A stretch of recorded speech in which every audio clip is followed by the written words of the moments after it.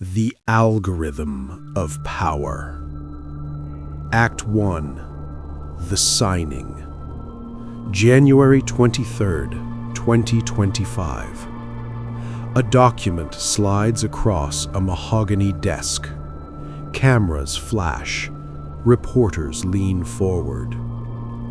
The words are dense, legal language wrapped in technical terminology.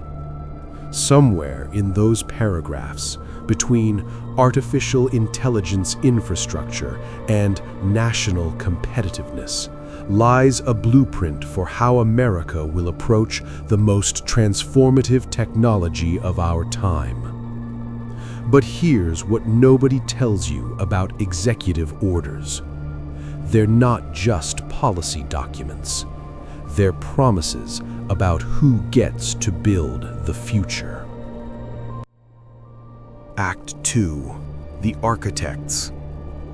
In a boardroom in Palo Alto, executives gather around screens glowing with technical specifications. They've been waiting for this moment. Some see opportunity. The executive order proposes massive infrastructure investment, billions channeled into AI development, computational resources, and what the document calls strategic partnerships between government and private industry. To supporters, this is essential. America is in a race. China has poured resources into AI. The European Union has erected regulatory barriers. Without aggressive action, the argument goes, America risks falling behind in the most consequential technology since the internet. One tech CEO, speaking on condition of anonymity, puts it bluntly. If we don't build it, someone else will, and they won't share our values. But in a different office across the country, a different conversation is happening. Who benefits? Asks a policy researcher, scrolling through the order's provisions. Look at who was consulted, look at who wasn't. The concern isn't about innovation itself, it's about access. The order proposes streamlining regulations, removing what proponents call bureaucratic obstacles and critics call safeguards. It prioritizes speed over scrutiny, scale over accountability, and crucially, it concentrates power. This isn't the first time America has faced this choice. In the early 20th century, oil magnates argued that regulation would stifle American energy independence. In the 1990s, financial institutions claimed that oversight would handicap global competitiveness. In the 2000s, pharmaceutical companies insisted that accelerated approvals were necessary for innovation. Each time, the same pattern emerged: rapid growth, concentrated wealth, and eventually a reckoning with the social costs. The question with AI isn't whether to innovate. Everyone agrees innovation is necessary. The question is, who writes the rules? The order includes provisions that concern various watchdog groups, expedited environmental reviews for AI infrastructure, data centers that consume massive amounts of energy and water, reduced transparency requirements for how AI systems make decisions that affect citizens, strategic partnerships that blur the line between public interest and corporate profit, limited public input on regulations that will shape everything from employment to healthcare to criminal justice. The companies building these systems aren't elected. They're not accountable to voters, but they're being given enormous influence over policy that affects everyone. But defenders of the order see it differently. We can't afford to move slowly, they argue. AI is already reshaping the world. If American companies are hobbled by regulation while competitors operate freely, we don't get to write the ethical standards. We don't get a seat at the table. Two visions, both claiming to protect the future.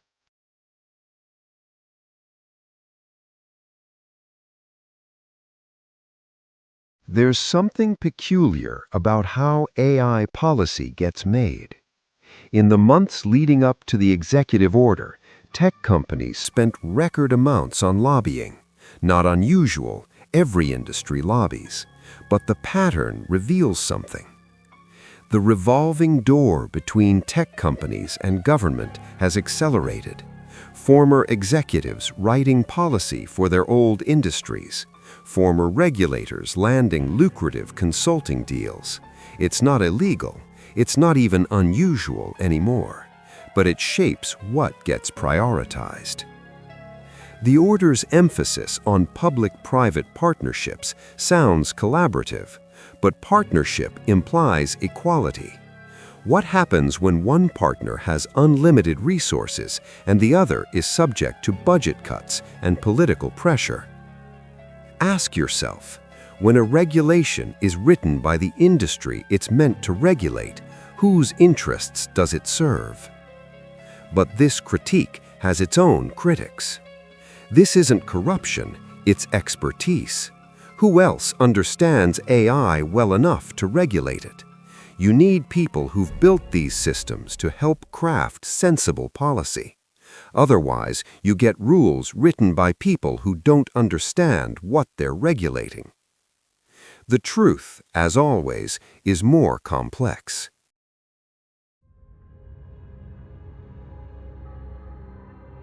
Here's what makes AI policy different from oil or finance or pharmaceuticals. Those technologies affected specific industries. AI affects everything.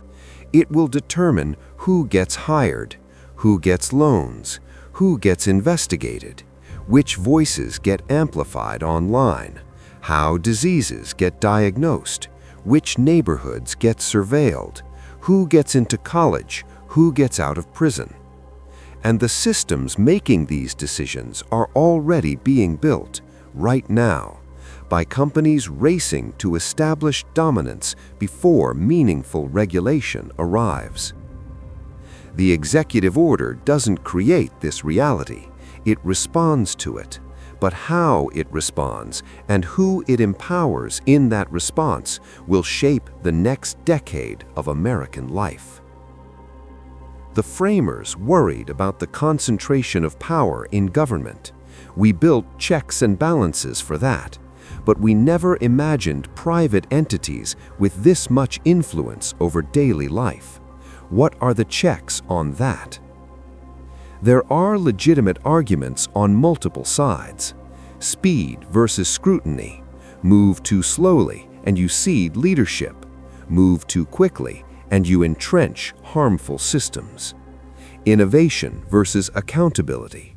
Too much regulation stifles creativity. Too little enables exploitation. Expertise versus democracy. Industry insiders understand the technology, but should they control it? Right now, in rooms like this and others across the country, decisions are being made. Not dramatic decisions, not obvious ones. A clause added to a procurement contract, an exemption granted for a pilot program, a public comment period shortened, an advisory board appointed. Each decision feels minor, technical, easy to miss in the noise of daily news, but together they're building something. The question isn't whether the executive order represents corruption or innovation. The question is simpler and harder.